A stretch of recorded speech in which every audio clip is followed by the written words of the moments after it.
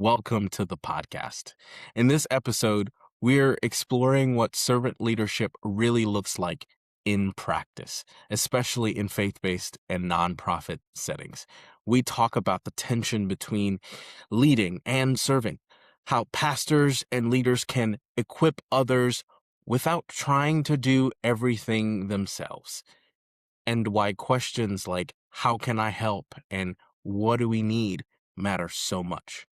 We also dive into topics like trust, culture, conflict, compassion, and even the role AI can play as a leadership tool.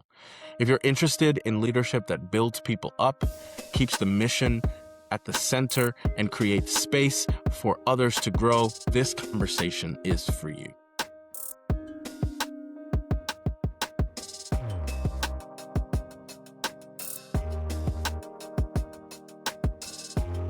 Hello and welcome to another episode of the Theory to Thriving podcast.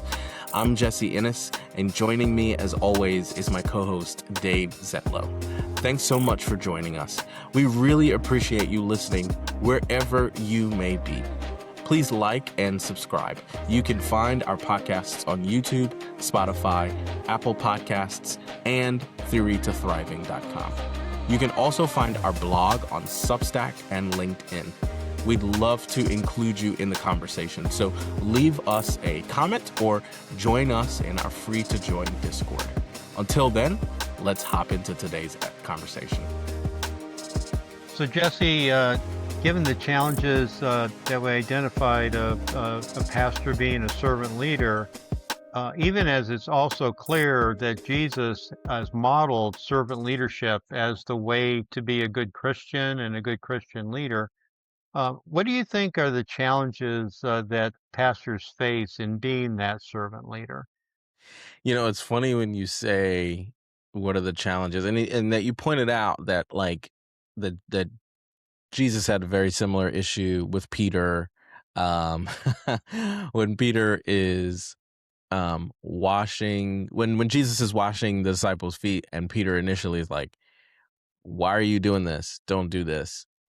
I had literally the same situation happen at our church. So we were during Holy Week, we decided that we were going to do a Good Friday service where we were going to do that. We were gonna live that out in the congregation. And so I went out into the congregation and I washed the feet of a couple of our members. Now, of course, our members knew this was coming, so I'm not just going and grabbing random people and washing their feet. But we had a couple of members who knew this was coming. But after that, I did have someone come to me and say, you are you're the only African American pastor at our church. You should not be washing the feet of all these white people in our church, right? And so even though it was on different grounds, there is still that visceral reaction to, why is it that my pastor is washing people's feet?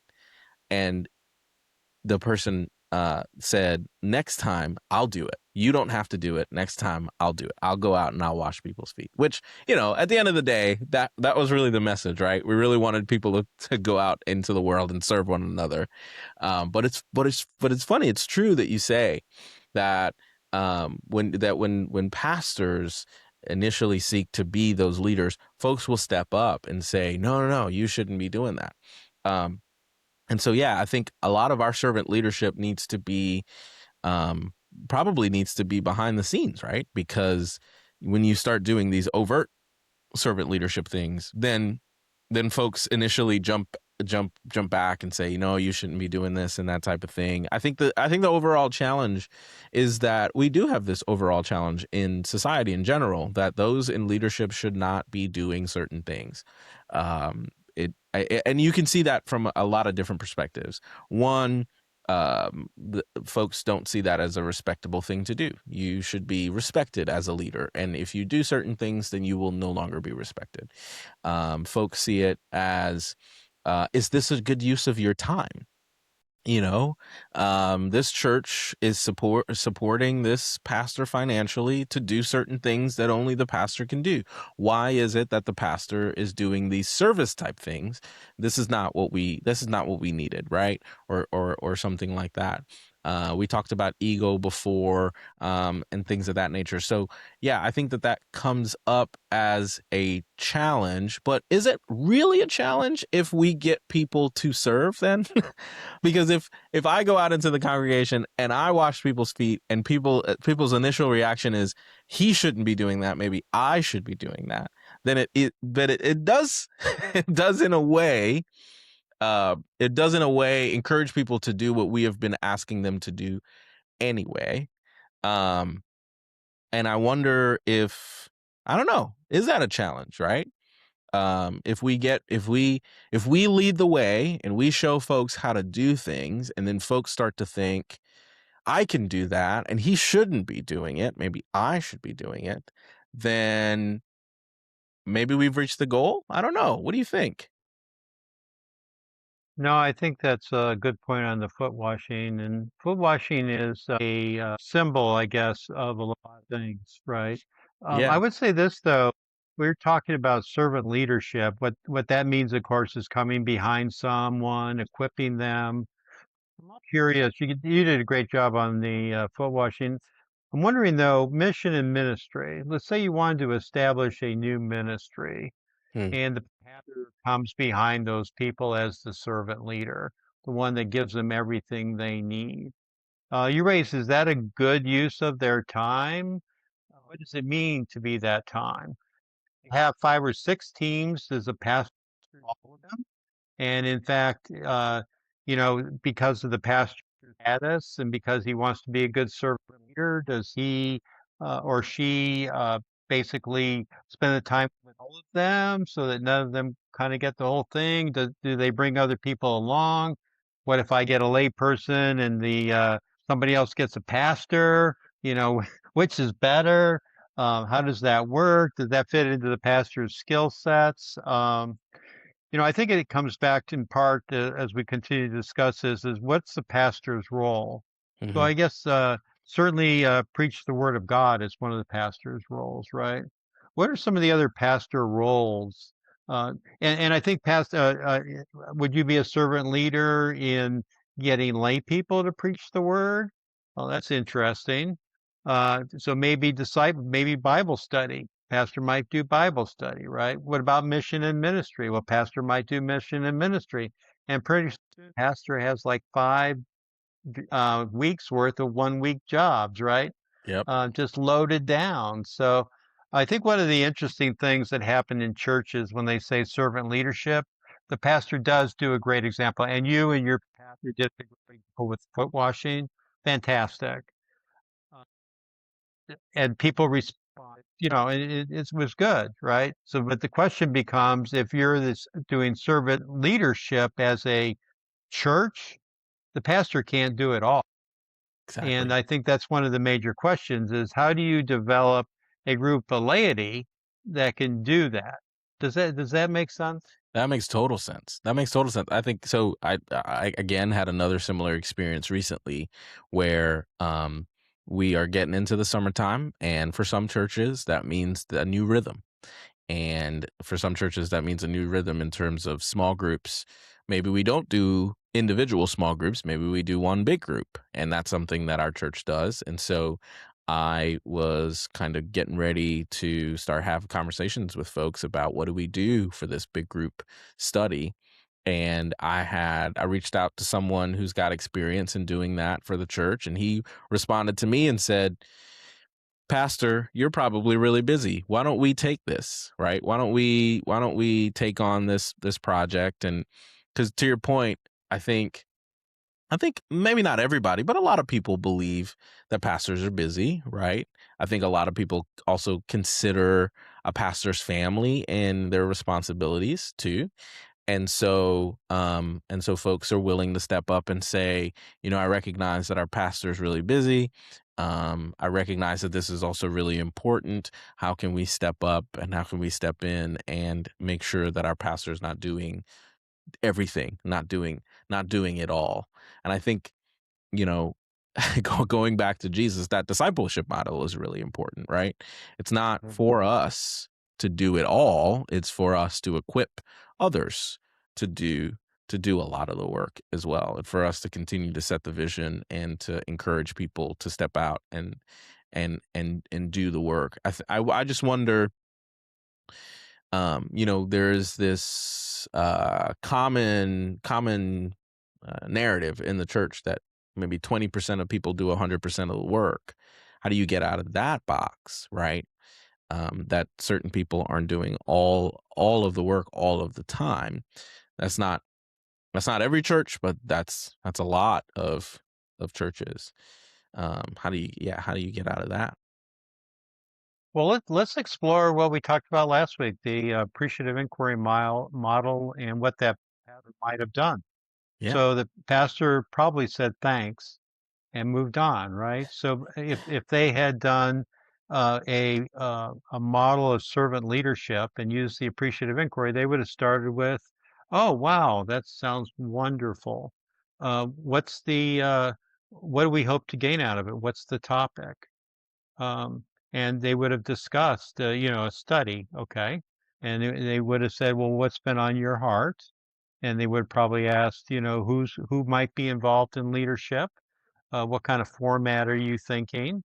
Uh, and what kind of study type of thing are you looking at?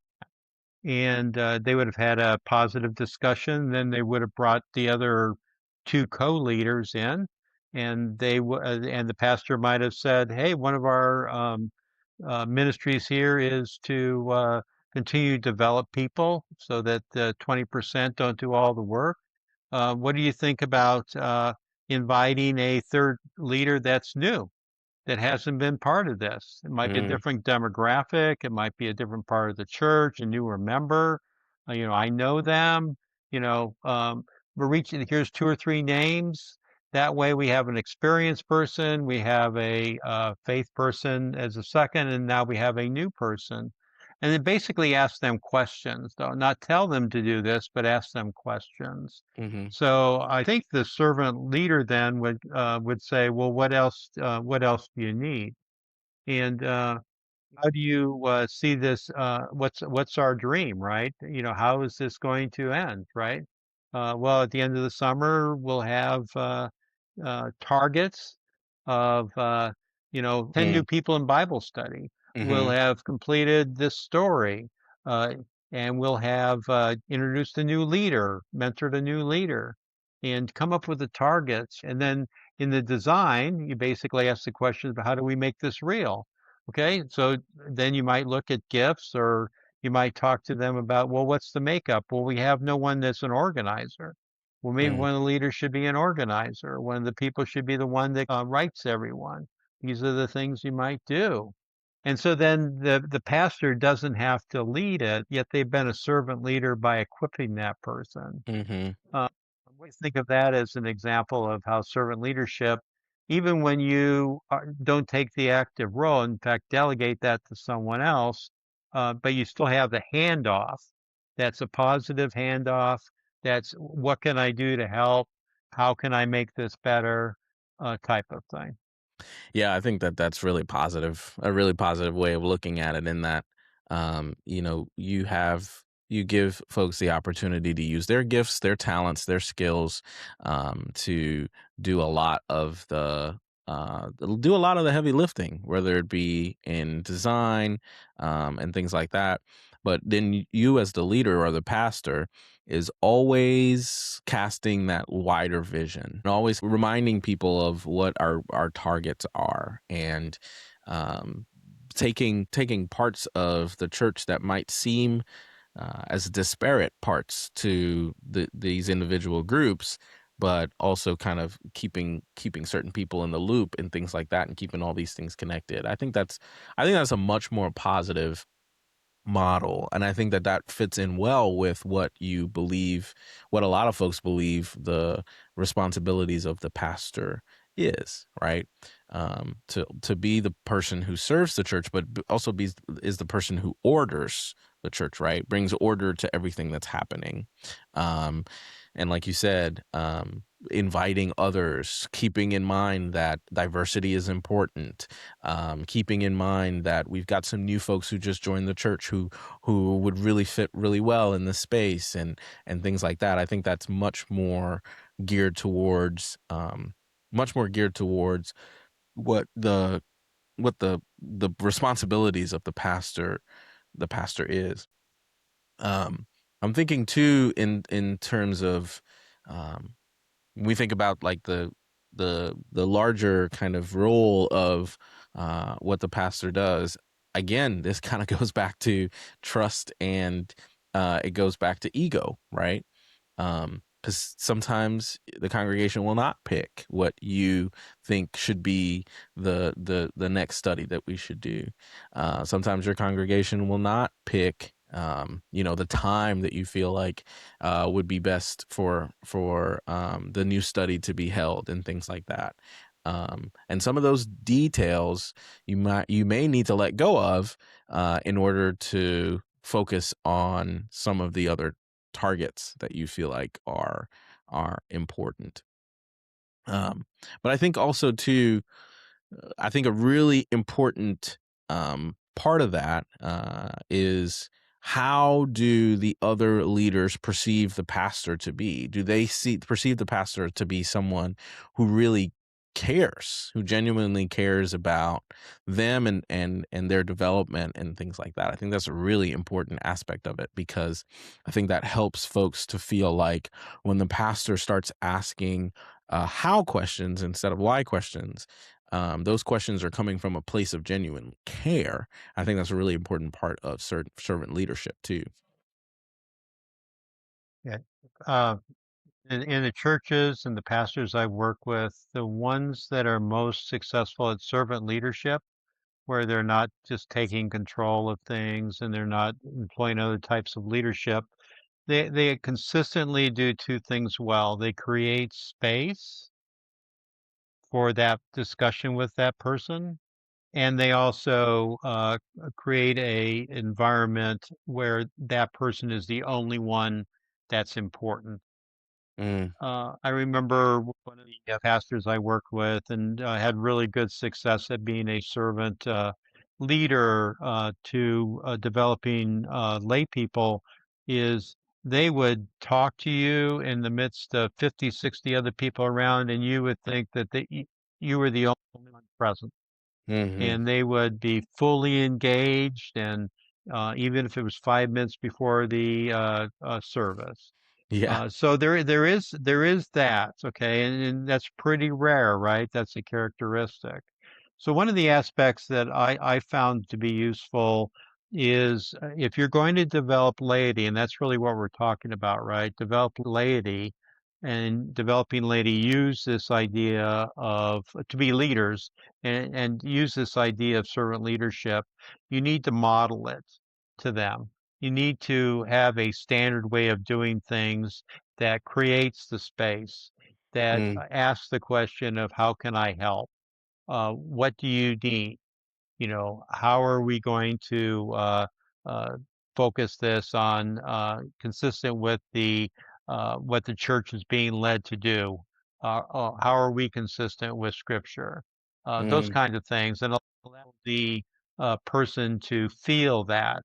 So I think that's a model, and I think if you don't have it naturally, this ability to make the person feel special or totally immersed in the conversation, then a skill set where you can practice creating space through open-ended questions is a beautiful way to do it.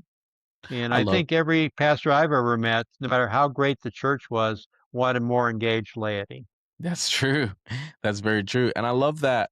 It sounds to me, correct me if I'm wrong, that we're tying this back into behavioral leadership as well, right?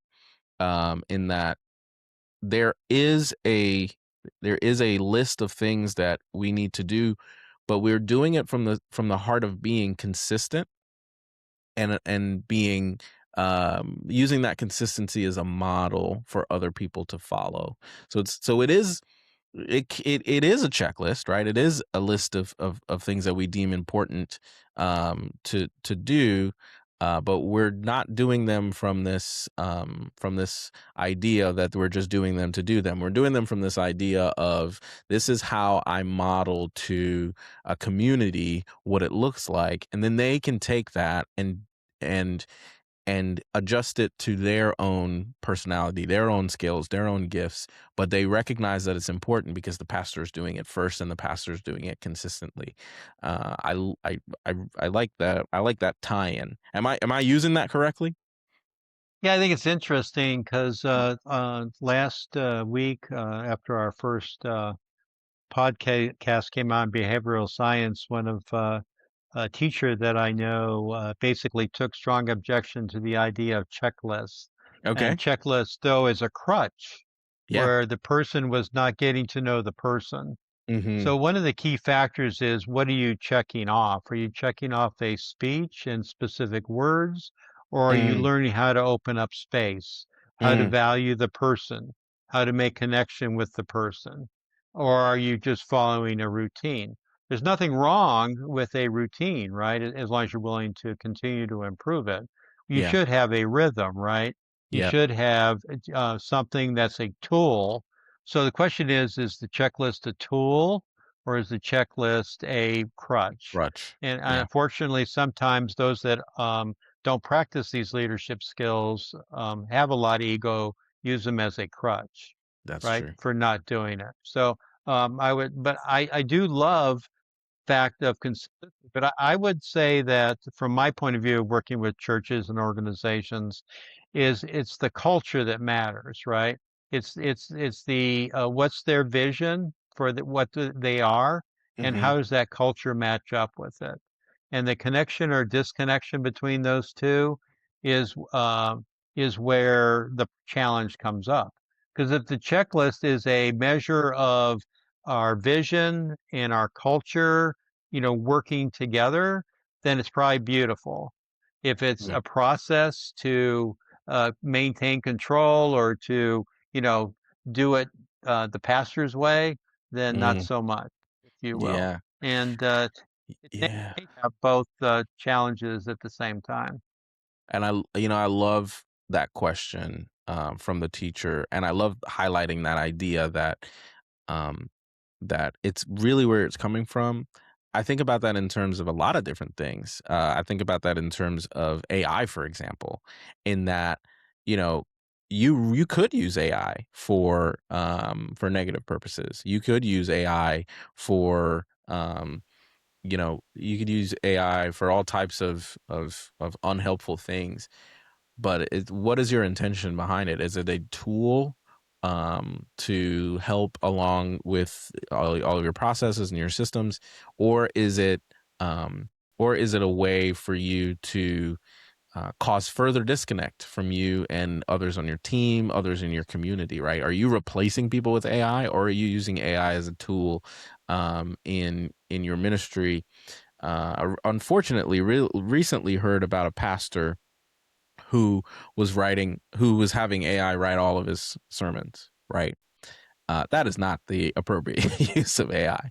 I'm not sure if I'm not sure. I wasn't sure prior that that needed to be stated, but it needed to be stated that that is not a proper use of AI. In very much the same way that using the behavioral theory of leadership to just be a checklist of ways that the pastor can remain in control or that the leader can remain in control or whatever, that is not the way that we want you to use that. We want you to use these theories as a tool to further your vision of your company, your vision, and to improve your culture over time in a way that ensures that everyone feels like they're a valuable part of the team and that everyone has a way to contribute to our targets and move towards those targets, not not as a way for us to prop ourselves up or for us to eliminate other people or to separate ourselves from community and things like that, things of that nature.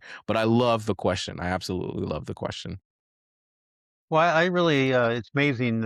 Appreciative inquiry and artificial intelligence is AI. You're Yeah, talking artificial intelligence I'm there. talking We've been artificial talking intelligence. Yeah. appreciative inquiry, and I love the idea of artificial intelligence. It'd be so interesting to do a podcast and talk to some experts on it because an AI agent, a artificial intelligent agent, right? Who you train to be supportive of servant leadership might be a great resource for people that are out there, right? They Yeah. learn how to open up questions. They learn how to make requests for help, allows you to, as an example of the pastor, to multiply yourself because each one of your group is out there in the field. You don't have time to um, necessarily ask all the questions. Yet those open-ended questions, there's things you can respond to, right, in a very real, personal way. You can see how your artificial intelligent agent is doing type of thing. So I think artificial intelligence is so fascinating, uh, and it's going to be interesting to see how it's laid out. The It's a just a powerful agent. What I've personally found with it after playing with it for a year and a half now is you need to it needs to get to know you. It needs to Hmm. become personalized. And if you Hmm. just use it to ask questions, it's not particularly useful it's good at giving information. It's not particularly useful at aiding in developing organizations or developing leadership. I do think it has a real role at some point in time.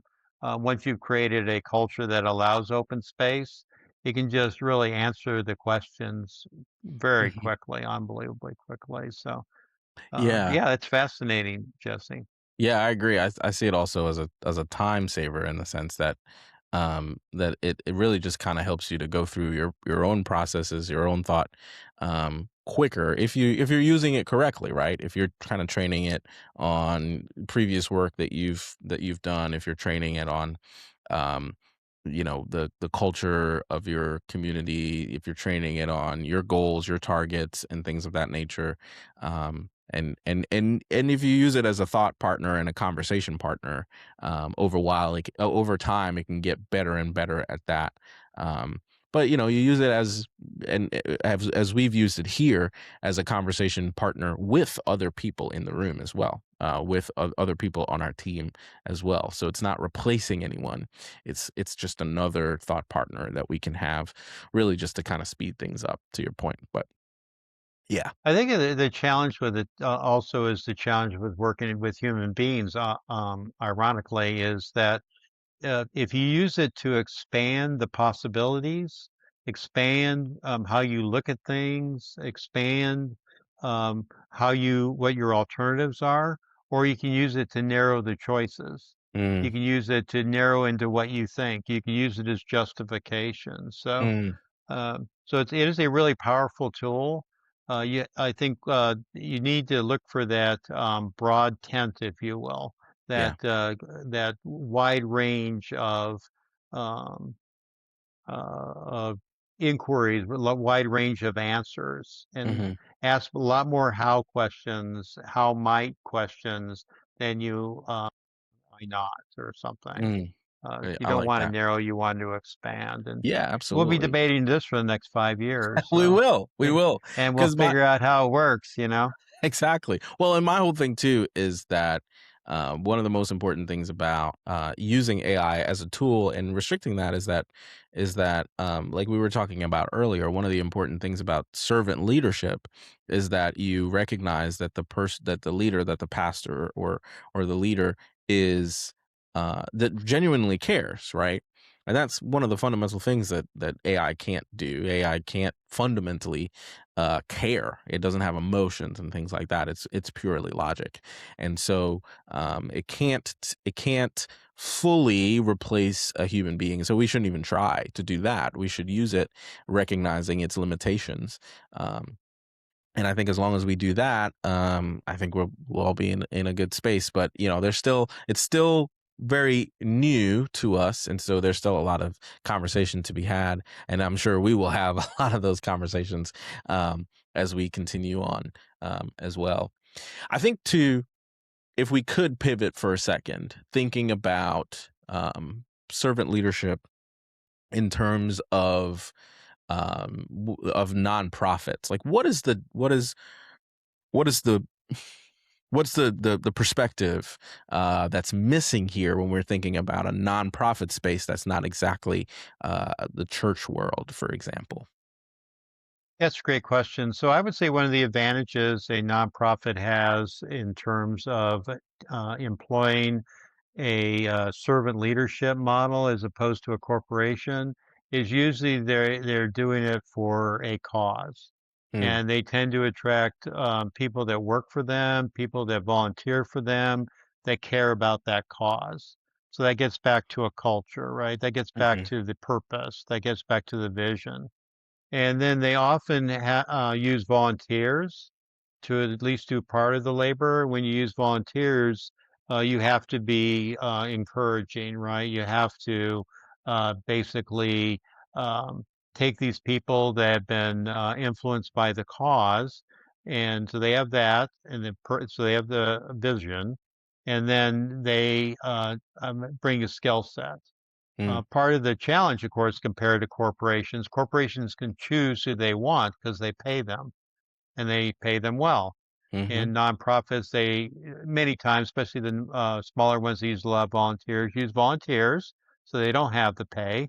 They mhm, get who they select. So often skill development's important there and those kind of things. So one of the factors in nonprofit, to your question, that you don't often find in a church is usually there's some specific training. Basically, the person comes behind, evaluates the person, gets to know them, and then if Jesse, you come to us but don't have the experience of being able to do accounting's needed or some kind of inventory, we teach you how to do that. mhm, Where in the church, not so much training. Corporate America tends to just hire the person already there or only needing a little bit, right? Since they're mhm, paying them. So I would say those are two real key factors that are different than nonprofits and churches.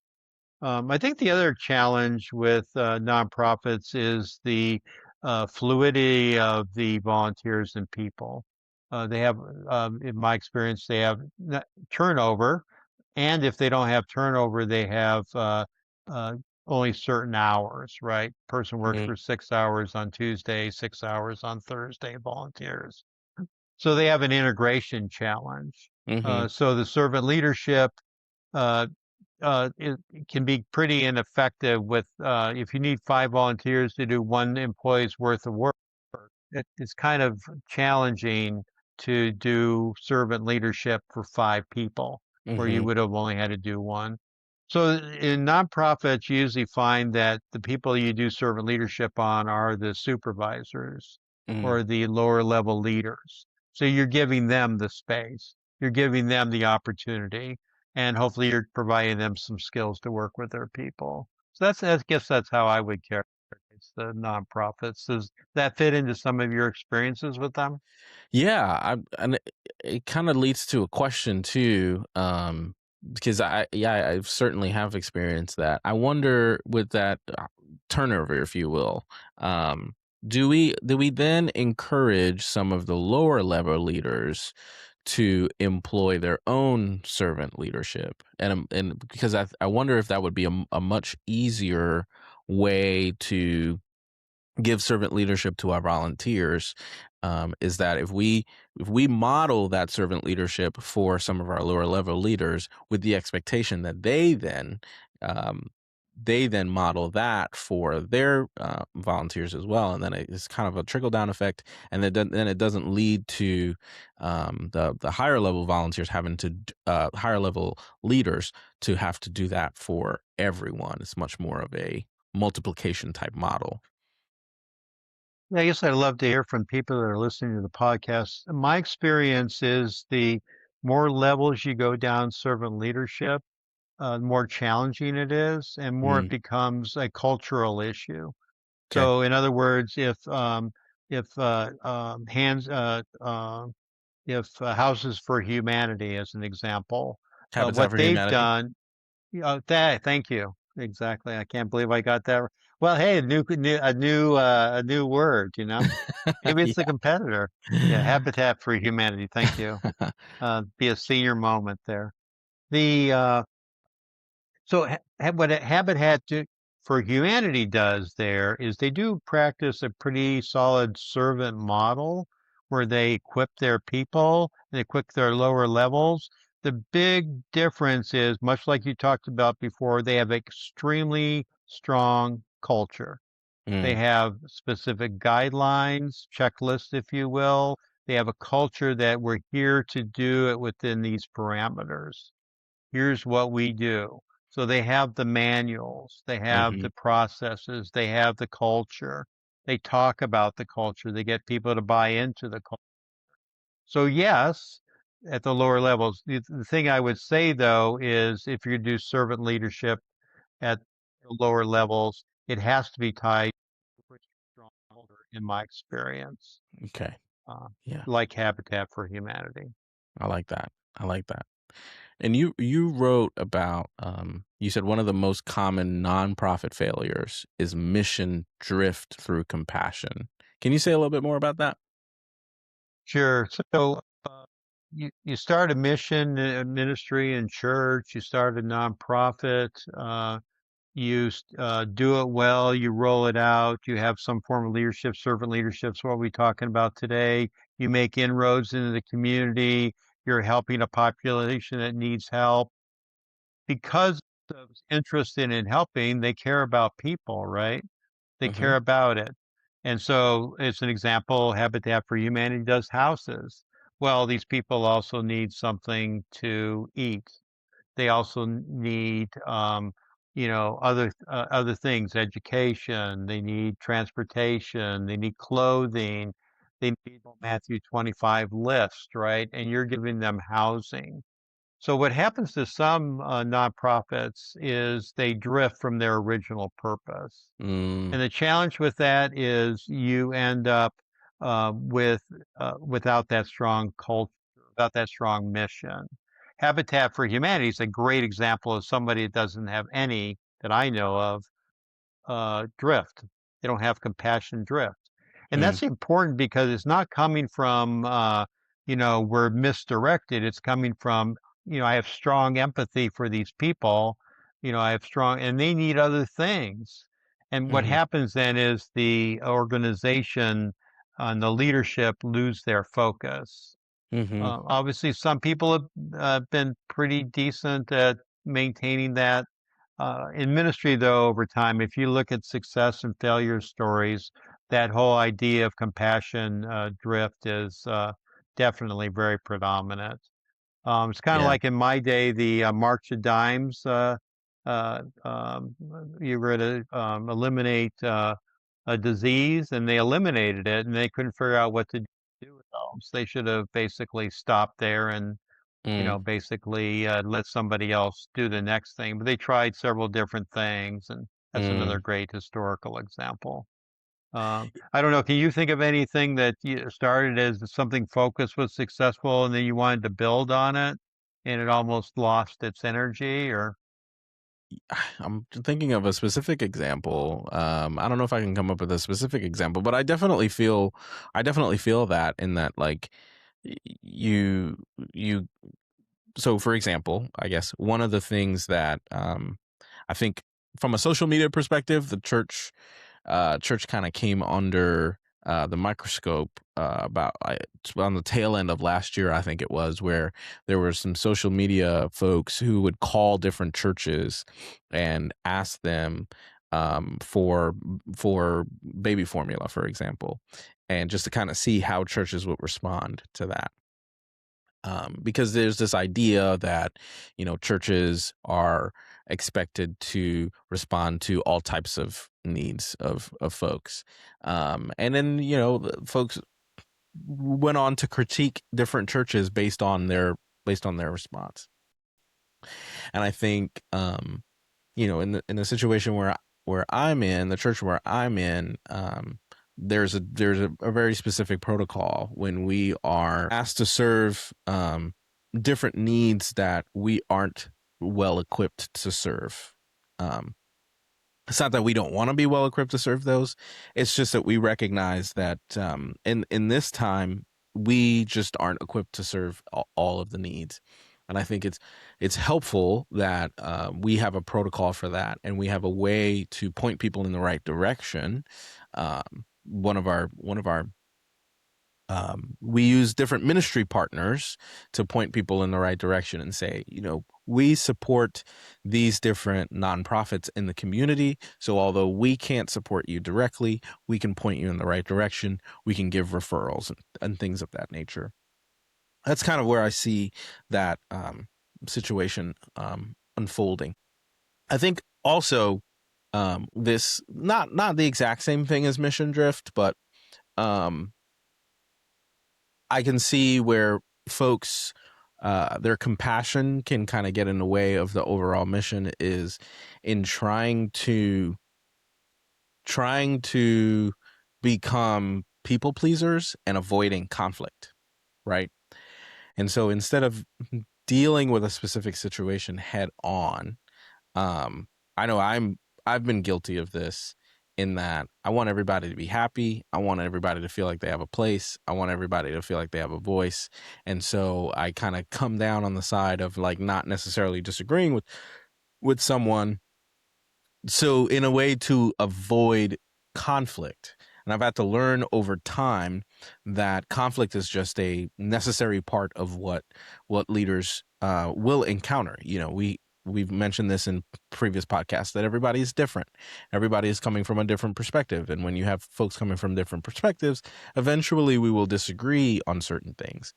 And that conflict is not something that we should avoid in an effort to stay out of like an uncomfortable zone. I think that conflict is something that we should lean into in a way of searching for clarity, searching for understanding between one another, but also clarity and understanding of what the mission is and how we can stay on mission when we are considering all these different ways of being compassionate. Because I think a lot of times our compassion for other people Um, makes us fight really really hard for a lot of different things, and those things aren't necessarily wrong.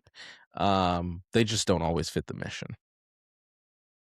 Yeah, that's great, Jesse. I think that's very common and that's very healthy to have conflict. I would add, though, that if you look at things like appreciative inquiry and kind of the strength-based way of looking things, and actually, I think the biblical way of looking at conflict is we should agree. If you and I are in conflict and we disagree on something, we should create some space so we first we agree on what we agree on. So we agree on 90%, 95%. And Hmm. then there's 5% we disagree on. And then we look at that 5% and we discover that half of that 5%, it's really semantic and it's definition, right? Mm, We don't really have conflict. We were just defining things different. We were looking at it from a little different perspective. Obviously, way we could easily look at everything differently is I'm old and you're young. So there you go. So that's yeah. an example. But then we're left with the 2.5%, right? Where the true conflict is. And that it's been defined now, right? It's been we have a lot of commonality and we strongly disagree on this. So when you have that, now you can employ some problem solving tools, right?